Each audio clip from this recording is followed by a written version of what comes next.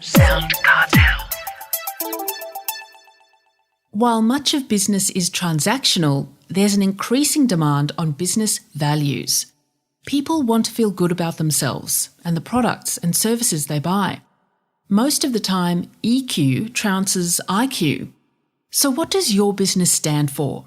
How do you treat customers? What do you care about? From SoundCartel, I'm Nicole Goodman, and this is Business Essentials Daily.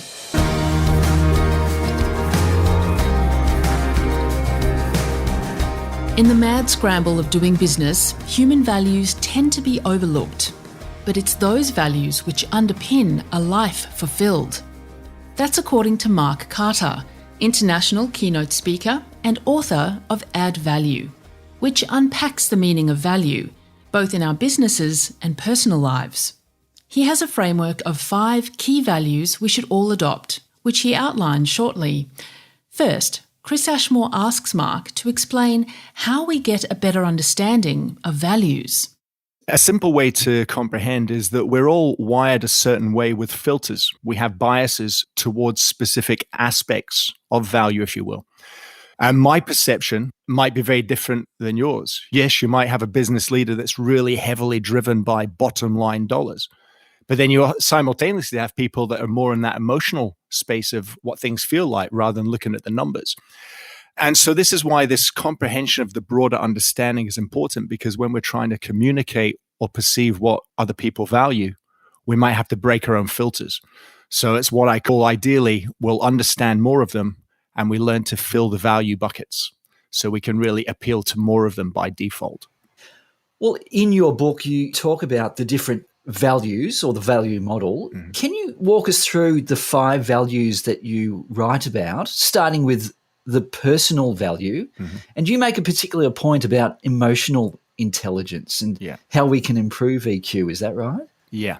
So the 5 aspects, there's personal value, tangible value, emotional value, service value, relationship value. And I like, if you've seen the movie The Fifth Element, Luc Besson, the director, I think it's a great example because the elements, these classical elements, relate to these. The fifth element in that movie was the person. And personal value is what brings the others to life. And so that's why that personal value is really an underpinning critical one.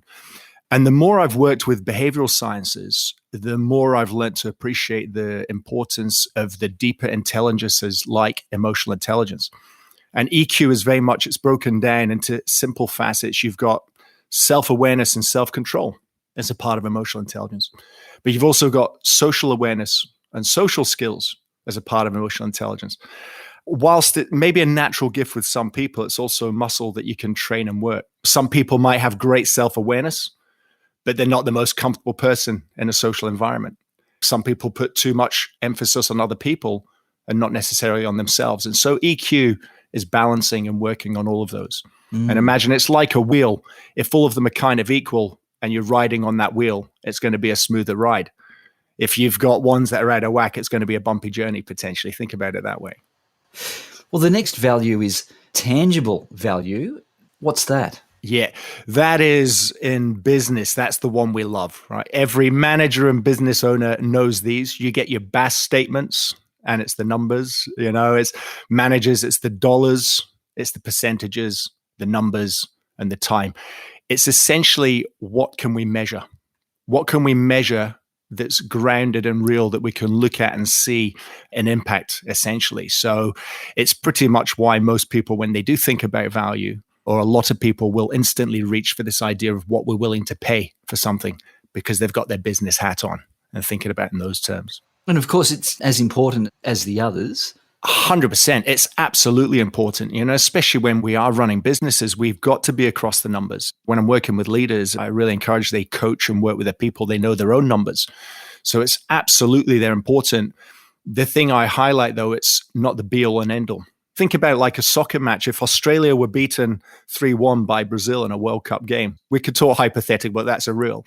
Imagine I was the coach, right, of the team, and I wasn't allowed to watch the game. And then I'm asked to fix the problem. Where do I start? By just looking at the numbers, it doesn't give me the full picture. I've got to look at the behaviors. I've got to look at the actions. I've got to look at the field of play. And we got to think that the numbers are important, yes, yet the numbers are a lagging indicator of everything else that's going on. Well, the next value, the third value in your book is emotional value. Yes, I love this one as well. And my TEDx talk, I use a teddy bear in my TEDx talk to really highlight this one and bring it to life simply.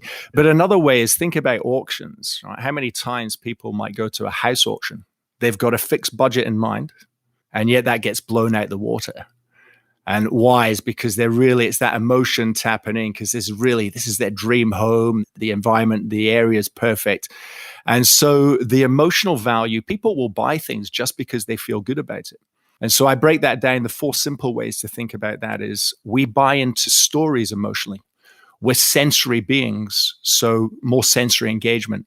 And in the digital age, things like personalization, when you make things personal, or unique, creative innovation. These 4 ways are how you can really tap in and increase that emotional value impact. Well, the next is service value, and this one area in particular a lot of businesses lack. Is that right? Well, it's certainly one that is picking up in the last couple of decades in importance. And we see that by things like CSR, being corporate social responsibility. That is now a bigger topic than it was 10 or 20 years ago. And this is really indicative of how customers are now looking at the manner with which businesses operate, not just the goods or the service themselves. And this idea of service value, it's rooted in, again, 4 aspects is, are we creating solutions? If we're going to do that, we've got to properly understand the problem. Are we creating and delivering solutions with long-term positive possibilities? But we've also got to think about the consequences of those choices and actions. Not every innovation, not every piece of technology is a great piece of technology. In fact, I don't know if you've seen The Social Dilemma recently is out now, really highlighting the darker side on a factual level of digital on people. And it's things like thinking about people outside of ourselves, our communities, and absolutely in the environment. So this service value holistically is really better solutions, better possibilities, service quality for others and community, and impact on broader environment. So yeah, absolutely, it's picking up in momentum from customers' perspectives. Well, finally, there's relationship value. And you write about the magic 150. What's that? Yeah, Robin Dunbar, who's an anthropologist, he was studying primate groups and he found that those groups had a social circle and it was limited by brain size in essence. And he thought, what would happen if he took that same science and dropped it into a more significant primate group, namely us? And it spat out this magic number of 150. And then lo and behold, it shows itself. And it's really relating to the number of quality relationships that we can really maintain at any one number in time. And it shows itself in average wedding invitations, even average number of friends that people are connected with. And it's an interesting one because in the digital age, people are often trying to scramble to connect with more than 150 people in a single coffee break over a single digital post. But often that might be lacking the quality of relationship that you really want in building sustainable relationships. And this is true for our business as well with our clients and customers. Could you elaborate? Yeah, for sure. So if you think in a business sense, if I was working in a business, I'm an account manager, for example.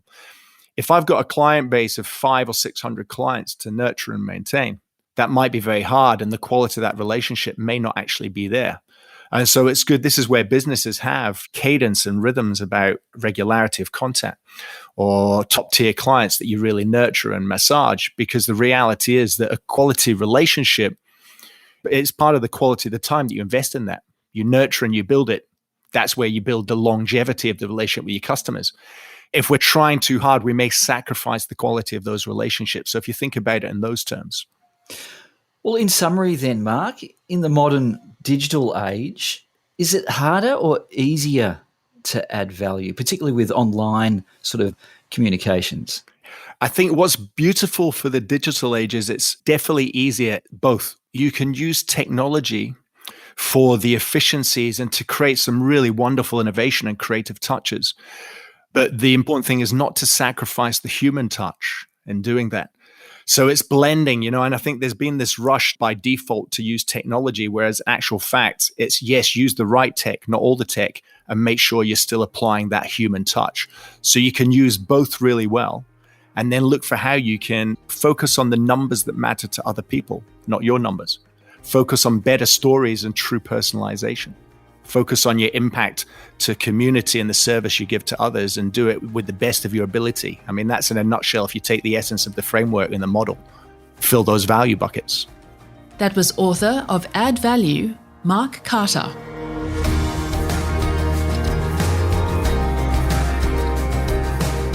This episode of Business Essentials Daily is produced by the team at SoundCartel. Thanks for listening. I'm Nicole Goodman. We'll bring you more Be Daily tomorrow. Follow at BE Daily Podcast across social media and head to bedaily.com.au for more from the Business Essentials Daily podcast. SoundCartel.